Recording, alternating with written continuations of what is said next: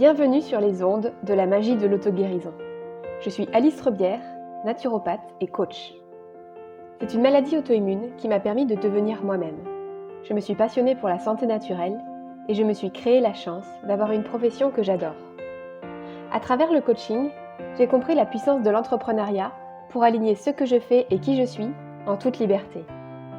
Aujourd'hui, je me sens plus épanouie que jamais. Mon parcours de vie me montre chaque jour que tout est possible. Je suis convaincue que chaque épreuve peut être transformée pour nous rapprocher de la guérison de notre âme. Ce podcast a pour vocation de vous faire découvrir et maîtriser les pouvoirs magiques de votre corps et de votre esprit. Prêt à attirer à vous le meilleur ? Axio! Bonjour et bienvenue pour ce nouvel épisode. Aujourd'hui, on va parler d'un sujet qui est un sujet passion pour moi, c'est-à-dire l'argent et la relation à l'argent. Alors, pourquoi est-ce que je te parle d'argent aujourd'hui ? C'est parce que c'est un sujet qui est tabou en France, contrairement à dans d'autres pays. Et il y a énormément de projections et de croyances à ce sujet qui nous empêchent d'être nous-mêmes. Dans cet épisode, je vais te parler un peu de mon rapport à l'argent, de comment est-ce que j'ai guéri cette relation au fur et à mesure de mes expériences de vie. Et aussi, je te parlerai de l'atelier que je vais proposer jeudi prochain à 20h, heure de Paris, pour travailler son rapport à l'argent et pour pacifier sa relation à l'argent. Donc reste bien présent jusqu'au bout parce que je vais te donner toutes les informations à la fin. Donc déjà, moi j'ai grandi sans vraiment avoir géré l'argent parce que j'avais pas d'argent de poche. Je ne demandais pas grand-chose en termes de sorties, vêtements, dépenses et quand il y avait besoin, je recevais. J'ai toujours eu l'impression, ceci dit, qu'il y avait un tabou autour de l'argent. Parce qu'on n'en parlait jamais à la maison, parce qu'au collège, certains parlaient des métiers qui avaient un salaire plus élevé que d'autres, et moi, j'avais aucune notion de quel métier allait faire gagner plus d'argent qu'un autre. Je crois que j'ai attendu mes 25 ans pour demander à mes parents quels étaient leurs salaires d'ailleurs. Et finalement, c'est vraiment quand je suis rentrée dans la vie active que mon histoire à l'argent, elle a vraiment commencé, et que j'ai vraiment commencé à devoir générer de l'argent moi-même. Quand j'ai fait ma thèse, je m'attendais à être payée, comme c'est le cas en France. Mais pas de chance, moi j'ai fait ma thèse au Canada. Et là-bas, les frais de scolarité s'élèvent à plusieurs milliers d'euros par trimestre. Donc, pas question de me faire rémunérer pour cette thèse. Je me souviens que c'est la première fois où je me suis vraiment sentie confrontée à cette réalité, entre guillemets, du monde adulte, où je me suis sentie étranglée par cette thèse que je devais payer au lieu de me faire payer. Je trouvais ça vraiment bizarre et même un peu injuste. Et pourtant, je l'ai accepté.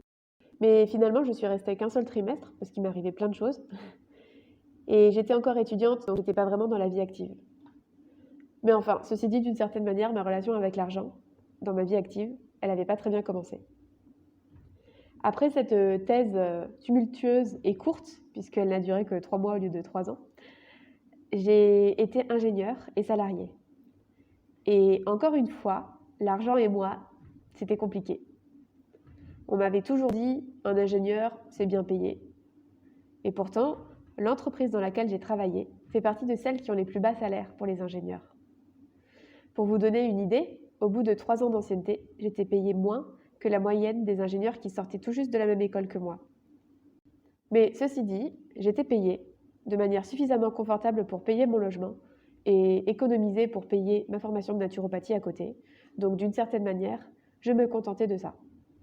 J'ai essayé à plusieurs reprises de demander une augmentation, mais le manque d'écoute que je ressentais m'a fait me sentir vraiment illégitime à l'idée de gagner plus d'argent. Comme si, d'une certaine manière, l'extérieur voulait que je gagne petit. Et encore une fois, je l'ai accepté. Je crois que c'est véritablement au moment où j'ai créé mon entreprise que j'ai connu un nouveau shift dans mon rapport à l'argent. Je sortais d'une famille de salariés et de fonctionnaires et j'avais moi-même été salariée et j'avais aucun code de quoi faire et de comment faire pour générer de l'argent moi-même.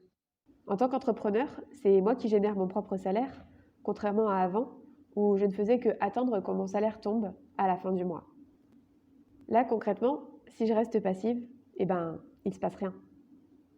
J'ai eu beaucoup de mal à sortir du cadre salarial et par conséquent, j'étais complètement bloquée dans mon développement d'activité, mais sans vraiment m'en rendre compte. En plus, j'étais à Pôle emploi, donc j'avais un cadre sécuritaire qui me permettait d'avoir un filet au cas où ça ne marche pas et on va pas se le cacher, c'était bien pratique. J'ai rapidement eu un deuxième filet de sécurité avec mes activités de conseil et de formation en mycothérapie qui me plaisaient beaucoup et ça m'a permis aussi d'avoir un chiffre d'affaires plutôt bon pour un début d'activité d'après moi, qui me permettait de développer mes activités de naturopathie tranquillement en parallèle. Donc j'étais bien contente finalement d'avoir ces 2 filets de sécurité, Pôle emploi et puis ces activités de conseil et de formation. J'avais choisi un statut qui fait que je ne me suis pas du tout versée de salaire pendant mes 2 premières années d'entrepreneuriat. Donc concrètement, mes seuls revenus, c'était les allocations Pôle emploi. Je crois que le pire du pire pour moi, ça a été l'automne et l'hiver 2021. À ce moment-là, je me suis retrouvée dans une situation qui était très compliquée financièrement parce que justement, Pôle emploi a fait une erreur et ils m'ont coupé les allocations pendant plusieurs mois. Je m'en suis pas rendu compte tout de suite. Au début, j'ai même pas fait attention. Puis, je me suis rendu compte que c'était pas normal que le montant sur mon compte soit si bas.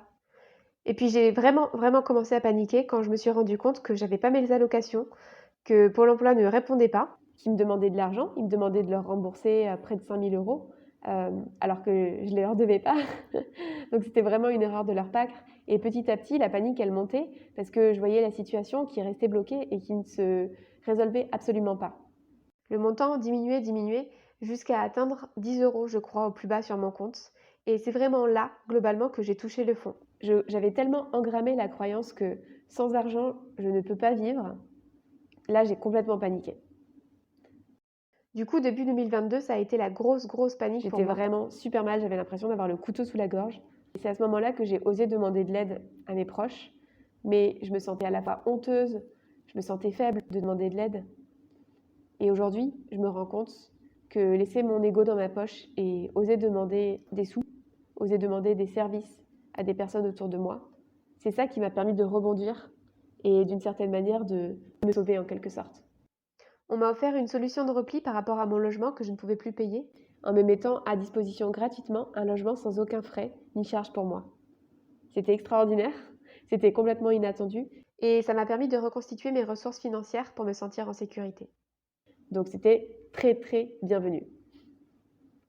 J'ai aussi demandé à une copine un échange de services, un échange de séances pour me remettre sur pied, pour réussir à poser des actions concrètes et rétablir aussi la situation avec Pôle emploi. Et puis pour me reprendre en main parce que j'étais vraiment pas bien à ce moment-là. Je crois que j'avais cristallisé tellement de panique et d'angoisse avec cette notion d'argent que je me sentais complètement bloquée et que je ne savais plus du tout quoi faire. Donc j'avais vraiment besoin de ces coups de pouce de l'extérieur, que ce soit les copines, la famille. Voilà, j'avais vraiment besoin de soutien extérieur.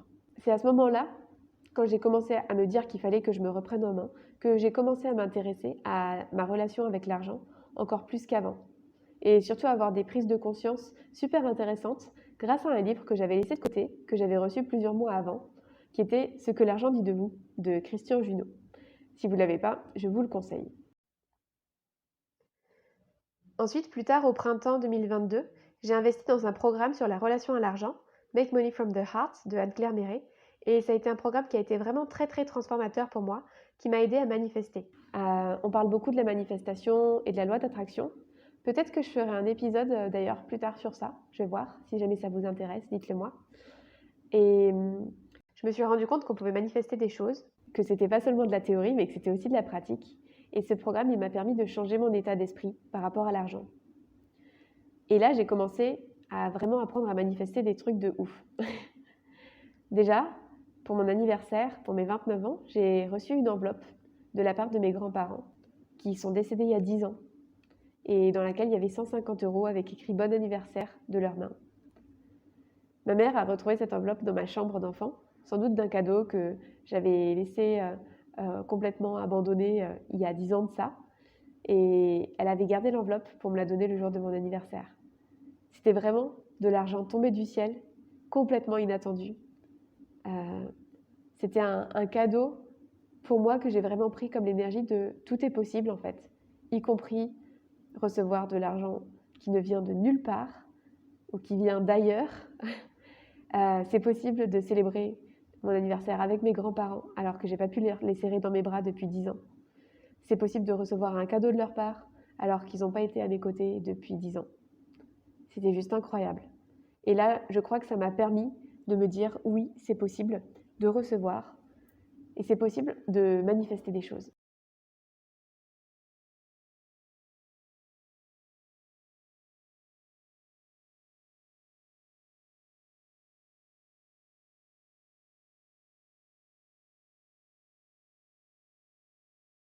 Dans la suite, j'ai aussi reçu d'autres choses qui étaient complètement inattendues, que j'ai pris la peine de noter. J'ai pris la peine de me noter tous les signes de l'abondance que je voyais autour de moi et de tout ce qui m'était offert et de pouvoir manifester de la gratitude pour ça.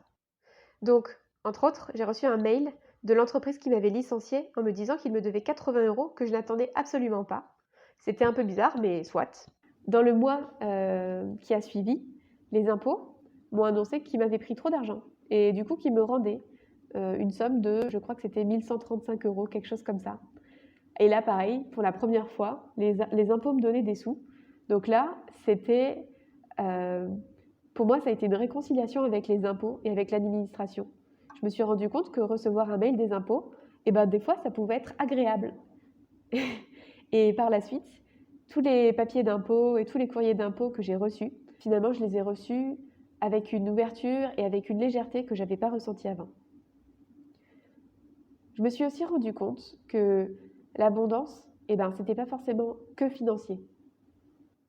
Par exemple, pendant 2 semaines au mois de mai, j'ai été nourrie, hébergée et logée en voyage. Et pendant 2 semaines, j'ai pas utilisé une seule fois ma carte bleue. J'avais des cadeaux qui tombaient du ciel et qui n'empêchaient personne d'avoir quoi que ce soit, puisque c'était vraiment cette notion d'abondance, de la corde d'abondance où il y a plein de choses et en fait on peut juste venir se servir et avoir ce qu'on veut. C'était vraiment incroyable. J'en parlerai peut-être un peu plus dans l'atelier de jeudi si jamais vous avez des questions par rapport à ça, mais c'était vraiment ouf. Je pense que aussi une des prises de conscience que j'ai eues dans mon cheminement sur l'argent, c'est que l'argent ne vient pas forcément que par le travail. Par exemple, j'ai découvert qu'il existait des systèmes d'économie solidaire où on n'a pas besoin de travailler pour pouvoir recevoir de l'argent. Et c'était aussi incroyable ça comme expérience.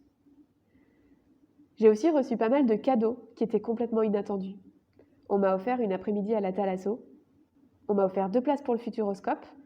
Soit on les utilisait avant le 20 octobre, soit sinon elles partaient à la poubelle.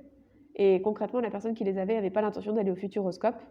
Donc je les ai prises, puisqu'elle me les a proposées, et j'ai eu l'occasion d'aller au Futuroscope alors que j'aurais pas pensé aller sinon là-bas.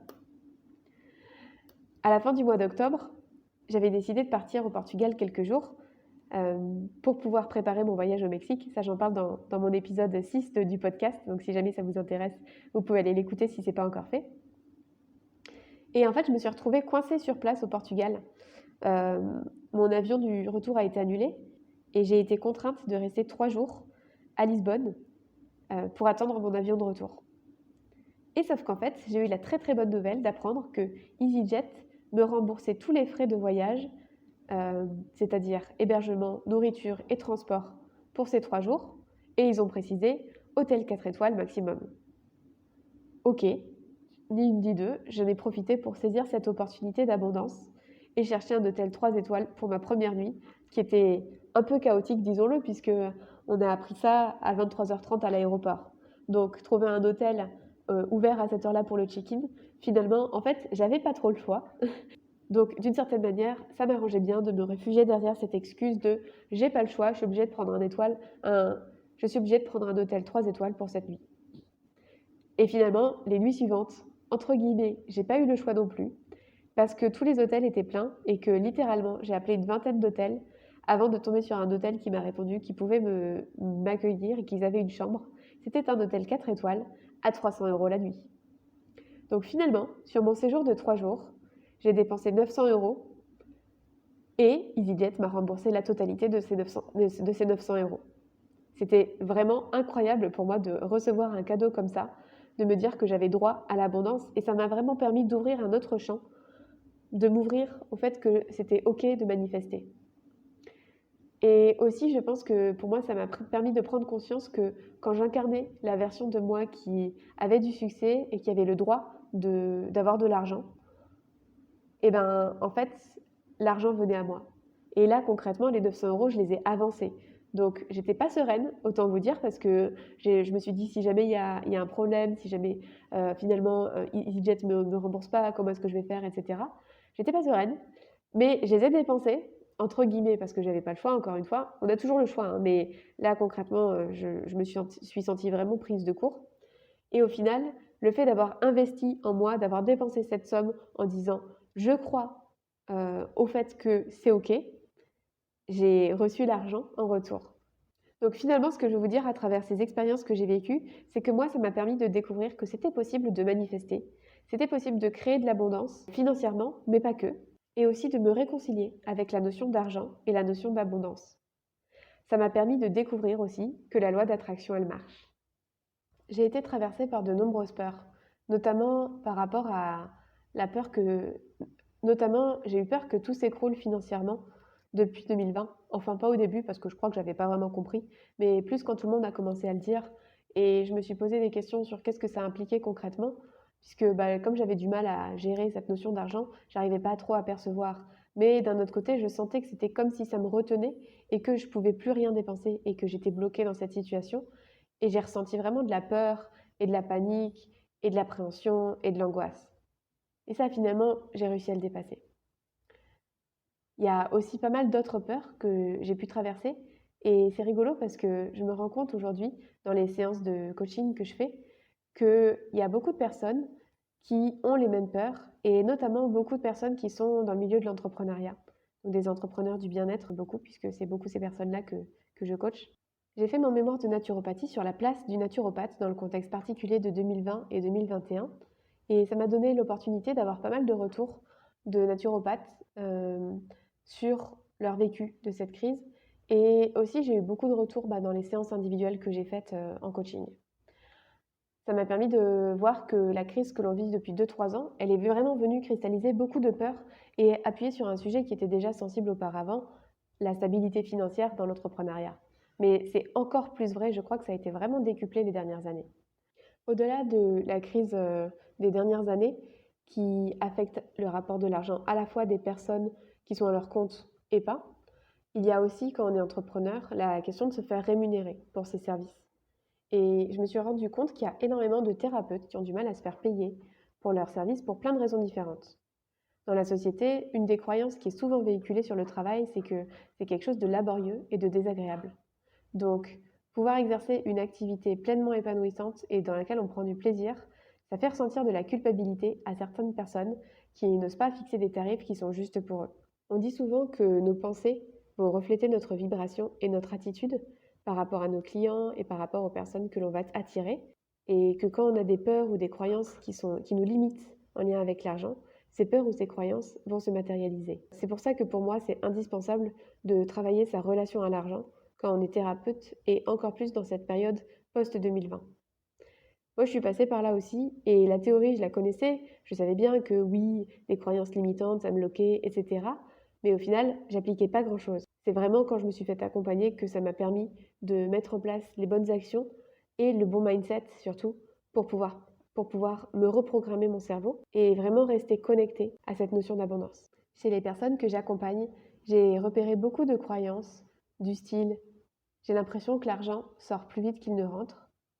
L'argent, c'est synonyme de problème. J'ai la croyance qu'il faut galérer pour pouvoir gagner sa vie.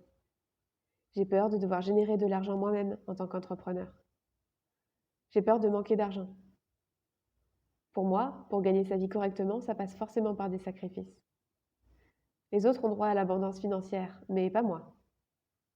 Si on a de l'argent, on risque de plus être heureux. Les gens qui ont de l'argent, c'est des patrons de droite, et c'est mieux d'être un artiste pauvre de gauche.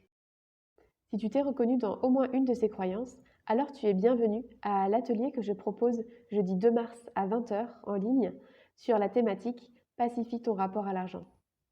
Cet atelier, il est pour toi si tu as envie d'améliorer ton rapport à l'abondance. Il est pour toi si jamais tu as envie de t'autoriser à générer de l'argent par toi-même. Il est pour toi si tu es entrepreneur et que tu as du mal à te faire rémunérer pour tes activités. Il est pour toi si tu as peur que le système économique s'effondre et si tu as tout un tas de croyances limitantes par rapport à l'argent que tu as envie de transformer. Cet atelier, il va se composer à la fois de transmission et d'exercices pratiques pour pouvoir explorer ton rapport à l'argent, pour pouvoir voir ce qui te bloque et trouver la paix avec cette énergie. Je t'invite à t'inscrire dans le lien qui est dans les notes de cet épisode. Bien évidemment, il y aura un replay si jamais tu n'es pas disponible jeudi soir, mais pour ça, il faut que tu sois inscrit. Et aussi, détail pas des moindres, une des personnes qui sera présente à l'atelier en live sera tirée au sort pour recevoir un accompagnement de coaching boost d'1 mois d'une valeur de 540 € avec moi. Pour moi, c'est super important de proposer ça parce que Mon credo, comme je vous l'ai dit, c'est que tout est possible. C'est vraiment le message qui m'a accompagnée depuis un moment. Tout est possible, y compris de se faire accompagner en coaching en ayant payé seulement le prix de l'atelier. Et ça va arriver à l'un d'entre vous jeudi soir. Je suis super excitée à l'idée de pouvoir vous partager des choses sur cette thématique qui me passionne et qui m'enthousiasme tellement, que je trouve super importante et dont on ne parle pas assez puisque c'est vraiment tabou malheureusement en France. J'ai envie de vous inviter à sortir de vos certitudes, à sortir de votre zone de confort et à oser voir plus grand, à oser vous remettre en cause, à oser gagner de l'argent et à oser pacifier votre relation à l'argent. Je te laisse t'inscrire à travers le lien disponible dans la bio et je te retrouve jeudi soir en visio. À bientôt. Merci pour votre écoute. Alors, comment allez-vous libérer votre magie intérieure ?